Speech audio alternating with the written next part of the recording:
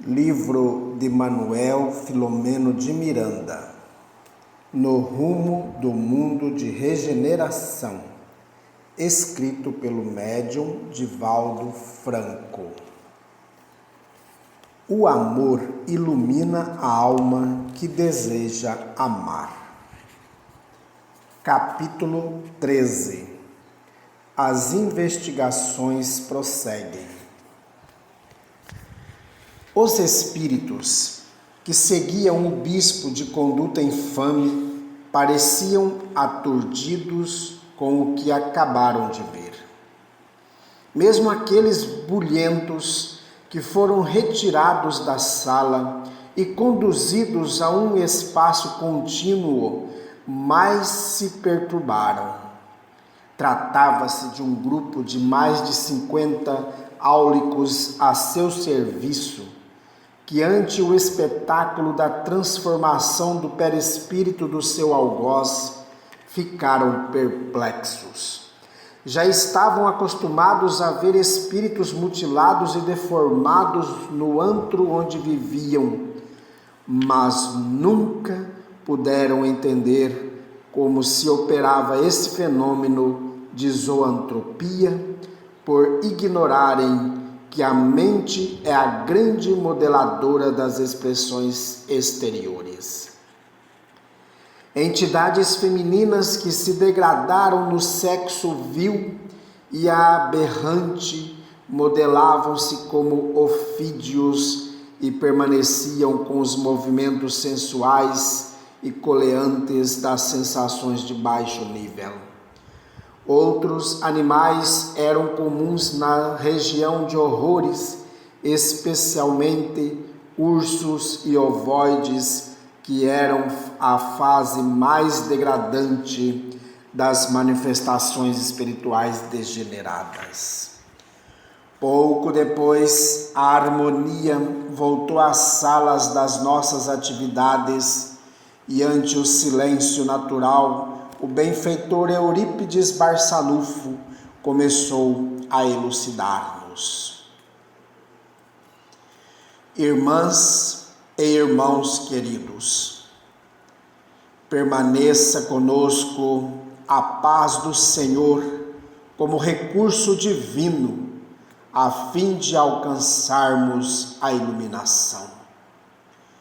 O ser humano é, na sua realidade, tudo aquilo quanto elabora nas paisagens mentais. Desde quando adquiriu a faculdade de pensar e a bênção do livre-arbítrio, as responsabilidades existenciais são frutos dessa conquista evolutiva. O cérebro, como dínamo gerador de forças impulsionadas pelo pensamento, possui a capacidade de transformar ideias em realidades, transferindo das ondas para as formas tudo quanto se constrói na área psíquica. A matéria maleável, nesse caso o ectoplasma, condensa-se em torno do campo da forma e se passa a viver exteriormente o que é exclusivo dos conteúdos internos. De igual maneira, os acontecimentos são programados conforme os atos praticados em experiências anteriores, tornando-se efeitos vivos em expectativas de transformações.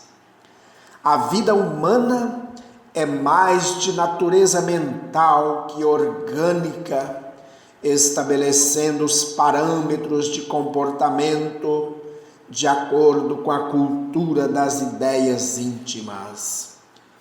Jesus foi muito claro ao expor que, onde estiver o tesouro, aí se encontra o coração. Tudo quanto acalentamos nas nascentes do ser, o pensamento, passa a ser de nosso interesse inadiável, mesmo que disfarcemos, evitando que o exterior revele o ser real que está oculto. É incompreensível que aspirações e anelos cultivados adquiram vida e passam a significar verdadeiros tesouros, por cuja conquista se lutará, mesmo que de forma inconsciente. Nas experiências do erro e do acerto, seleciona-se por automatismo o melhor, aquilo que propicia a felicidade. Em decorrência da fixação mental, vão se plasmando no modelo organizador biológico o perispírito, muito plástico, constituído de energia muito especial, as formas que serão assumidas pelo espírito em próxima oportunidade de reencarnação. Toda forma é precedida por um modelo que lhe expressa o desejado, que se vai adaptando ao que lhe corresponde na mente.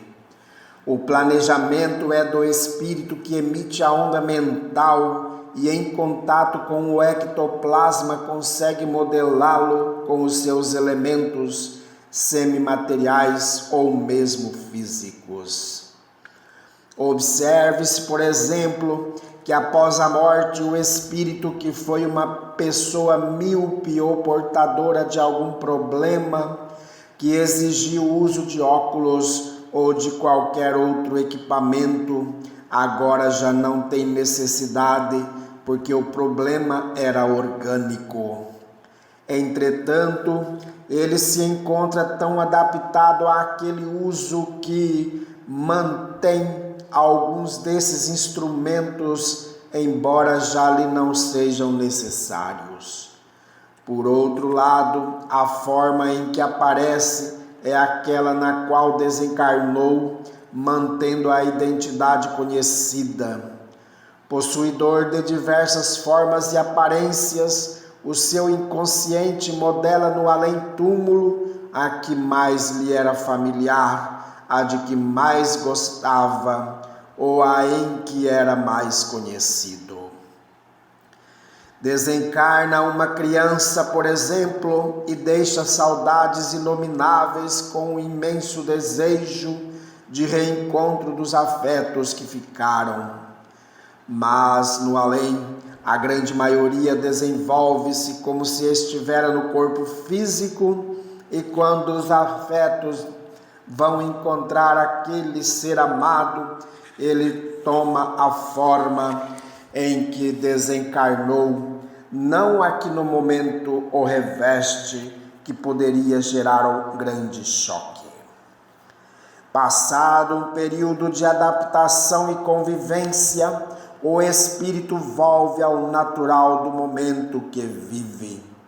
É de muita relevância a vida mental, porque é a fomentadora de necessidades reais e falsas, assim como mantenedora da memória de todos os acontecimentos e clichês formulados. Eis porque a recomendação de não pecar por pensamentos é muito válida, porquanto da mente a ação se separa apenas a oportunidade para aqueles que não têm controle sobre a fonte das ideias. Manter, quanto possível, o pensamento lúcido e tranquilo, qual um lago sereno, é o ponto ideal que todos devem alcançar, para então edificar nessa paisagem nobre e serena as futuras programações evolutivas. A disciplina mental é urgente e necessária em quaisquer fases existenciais, porque se trata apenas de um hábito. Ninguém de estrutura normal vive sem pensar. Toda vez, portanto, quando seja atingido por uma ideia frívola, embora interessante, substitua-a por alguma outra vantajosa que lhe ocupe o lugar. Por essa razão, o trabalho exerce uma função terapêutica valiosa nos indivíduos, porque estando sempre preocupado com as realizações em pauta, não se torna vítima da hora vazia quando surgem perturbações decorrentes da ociosidade mental. Todo espaço na mente deve sempre estar acionado para objetivos edificantes, nos quais os sentimentos se aprimoram e a vida se exalta. Houve uma pausa prolongada para nos ensejar digerir pela reflexão os valiosos comentários. O silêncio permitia-nos escutar a respiração de todos. A seguir, o benfeitor prosseguiu: o que mantém um espírito aferrado à vingança por séculos de espera, mesmo conhecendo as leis da imortalidade e do progresso, é o pensamento alucinado que fixa a ideia e perde-se no tempo e espaço que para ele, o desesperado, tem o sabor de agora. Quando for possível ao espírito compreender que somente o amor pode propiciar felicidade em qualquer circunstância, tempo e lugar, a oportunidade de transformar adubo em flores, desgraça em ventura. Os sentimentos primitivos, porém, a que se dá muita atenção, mantendo-os através de conceitos ultramontanos e superados, não permitem espaço para a compreensão de que todo esse tempo transcorre a prejuízo de quem assim os cultiva. A lei do perdão, fomentadora da paz, fixa igualmente e materializa-se graças ao mesmo fenômeno, a mente fixa, a monoideia. As transformações perispirituais primitivas, muito comuns nos seres atrasados, dão lugar aos contos imaginários do passado sobre vampiros, casas mal assombradas, vinganças diabólicas, dominação de bens materiais, mesmo após a morte, e toda a cadeia de males que as criaturas criam para si mesmas em face da ignorância. De maneira idêntica, nos lugares espirituais onde renasceram seus beneméritos da humanidade, foram realizadas obras de amor e de progresso, movimentos de louvor e desenvolvimento moral das pessoas, porque permanecem imantados na psicosfera aquelas vibrações que envolvem as regiões, mantendo-lhes as lembranças felizes.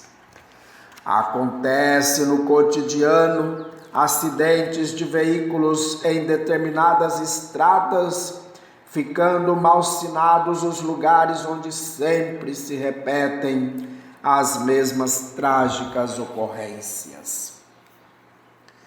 A razão primordial que invariavelmente os acidentados, não preparados para a desencarnação, permanecem nos lugares em sofrimento, muitas vezes agredidos por espíritos desditosos, e criam-se psicosferas sombrias que aturdem outros viajantes descuidados ou invigilantes. O apego exagerado a bens materiais, residências, joias, pertences e mesmo pessoas por afeto doentio, normalmente induz o espírito que assim procede a manter a ideia da posse alucinada, rebelando-se e atacando todos aqueles que inadvertidamente se interessam pelas suas propriedades. De grande benefício é a oração, que beneficia aquele que se envolve nas suas vibrações formosas, como aqueles outros que se acercam com sentimentos negativos e inamistosos. Em muitos segundos matrimônios, em decorrência da viuvez, é muito comum o desencarnado acreditar-se traído e investir contra o substituto, dando lugar a obsessões de variado curso, a depender das circunstâncias e dos créditos ou débitos dos envolvidos. Todo esforço deve ser investido na conduta mental saudável, na emoção equilibrada, a fim de que os atos sejam louváveis e promotores de bem-estar daqueles que assim se comportam. Os chamados milagres existenciais são resultados de leis desconhecidas ou não respeitadas, porque tudo em o universo obedece ao mesmo programa de amor e dever inadiáveis. Pensa no bem, e a luz da paz clareará os teus passos na direção do teu triunfo imortalista. Nunca te permitas, sejas quem for, duvidar das soberanas leis da vida, porquanto são elas que sustentam o cosmo no infinito e as micropartículas na sua união e desagregação. Desejando que todos compreendamos e hajamos com sabedoria, deixemo-nos arrastar pelo pensamento cósmico na direção da plenitude, que é o reino de Deus dentro de nós. Silenciando, experimentamos imensa tranquilidade, acreditando ser muito fácil a busca do Pai em tudo e em todos. O amor ilumina a alma que deseja amar.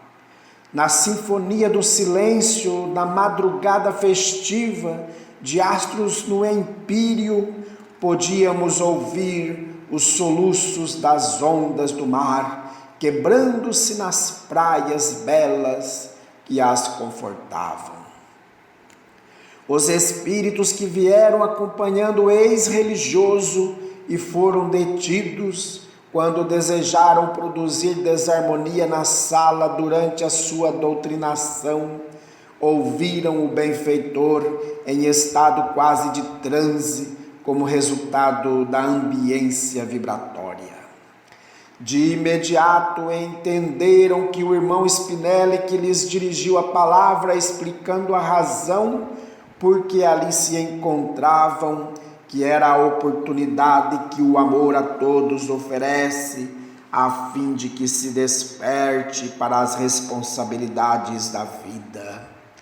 Ninguém vive a matroca, e o universo não é um amontoado de coincidências e inutilidades.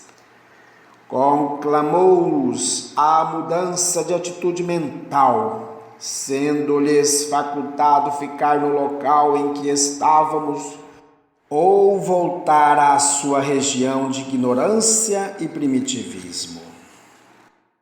Também elucidou que neste período todas as edificações do mal seriam saneadas e os seus habitantes iriam ser reconduzidos à reencarnação ou, de acordo com as cargas vibratórias resultantes da conduta moral, seriam recambiados a planetas inferiores em razão da mudança que se vem operando na Terra para melhor.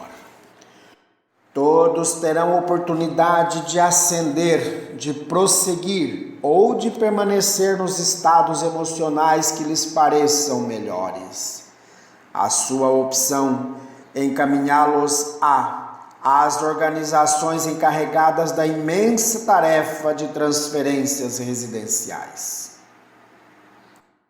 Houve ligeiro tumulto, acalmado pelos amigos templários e trabalhadores da instituição, porque o medo assustava alguns, enquanto outros lamentavam o tempo aplicado à situação deplorável em que permaneceram. Mediante palavras generosas e gestos simpáticos, os promotores da ordem separaram os grupos por afinidade de anelos e de imediato foram retirados do recinto, sendo encaminhados para as diversas unidades de seleção em outra esfera. Em breves minutos, o ambiente recuperou a harmonia espiritual e o nosso Eudalbo entreteceu comentários acerca da pandemia, explicando que os denominados picos de atividades, embora denunciassem os momentos mais graves das contaminações, continuariam de acordo com o procedimento das criaturas humanas. O expurgo pela enfermidade prosseguiria ainda por um bom espaço de tempo, até quando a conscientização dos enfermos, que de certo modo todos os somos em espírito, criasse a imunidade tanto para evitar recidivas como continuidade do progresso contagioso. A raiz do problema pandêmico, qual de outra ordem, encontra-se nas fontes mentais e morais dos seres terrestres, que podem mudar de tipo de infecção, permanecendo na mesma posição de fragilizados e sujeito à contaminação.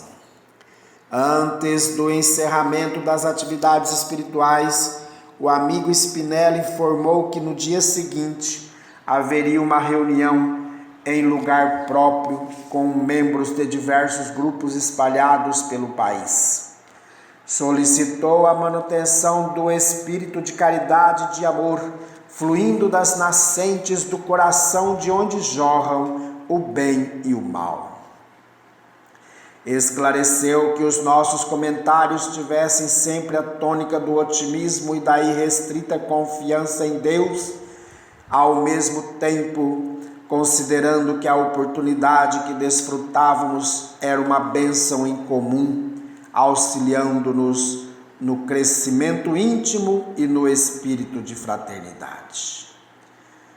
Dia chegará, concluiu, e muito em breve, quando as aparentes barreiras que nos impedem a comunhão mais fácil com os irmãos reencarnados diminuirão, facilitando-nos a ambos melhor compreensão do sentido profundo da vida, e será exatamente no período em que o planeta se encontre em faixa de regeneração, a todos proporcionando motivos de felicidade no transcurso de cada existência.